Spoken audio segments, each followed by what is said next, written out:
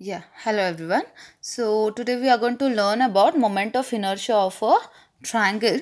So this is a triangle of base B and height is h, and this is the centroidal axis, and for this type of triangle the centroidal axis is from the bottom it will be 1/3 of h, and from the apex point it is 2/3 of h. And I'm going to consider a elemental area dA of thickness dy, and it is at a distance of y from the bottom. Okay, so now what I'll do is I'm going to just name it. So this will be my EF and this is my ABC triangle.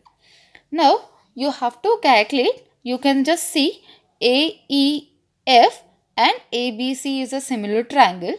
So from triangle ABC and AEF, so I can write, so this is B1, I'll take B1 because both the things will be different. So B1 divided by B, similar triangle concept I am going to use here. So calculate the B1 value because this is very important here. Y by H into B. Okay, so this is the width of the elemental area.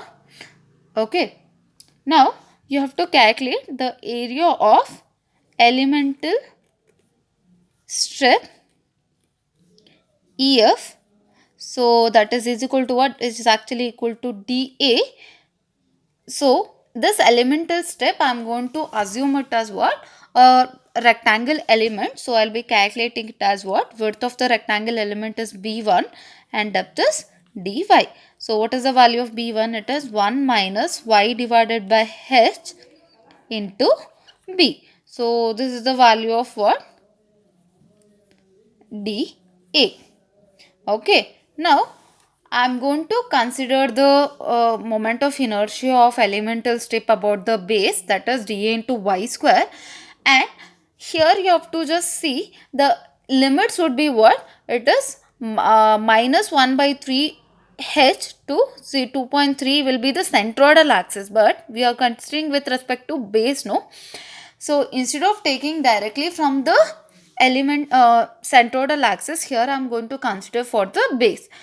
After calculating for the base, I am going to use the parallel axis theorem and I would be calculating with respect to the centroidal axis.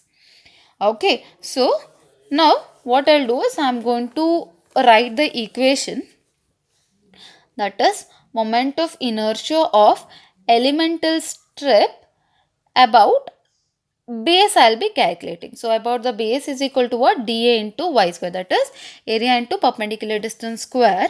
So dA is what we have already calculated. So this is the dA value.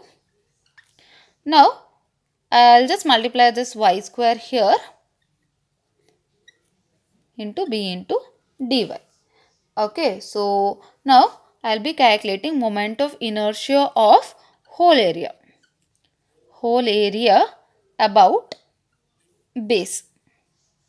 So which is equal to what? Integration of dA into y square. So it is equal to, and one more thing, integration limit would be 0 to h here. Now write down the values here. 0 to h, it is y square minus y cube by h into b into dy.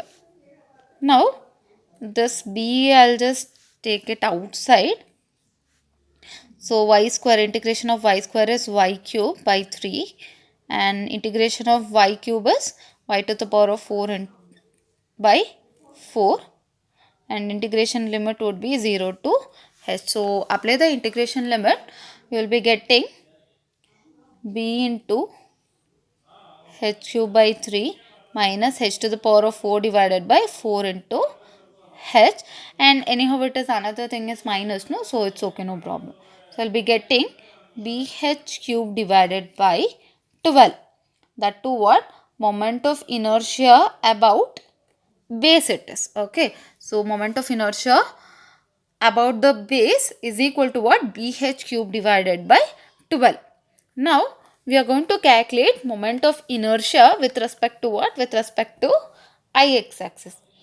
That means we are going to use the parallel axis theorem. So what is the parallel axis theorem?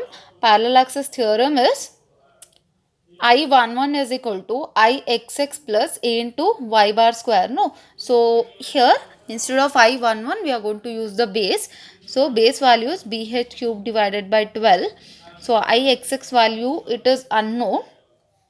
So what is the area of a triangle? It is half into base into height. So what is the y bar value? From the base it is h by 3. So finally you will be getting Ixx is equal to what? BH cube divided by 12 minus it is BH cube divided by 2 into 9, that is 80. So you will be getting Ixx is equal to BH cube divided by 36. So centroidal moment of inertia about the centroidal axis is PH cube divided by 36.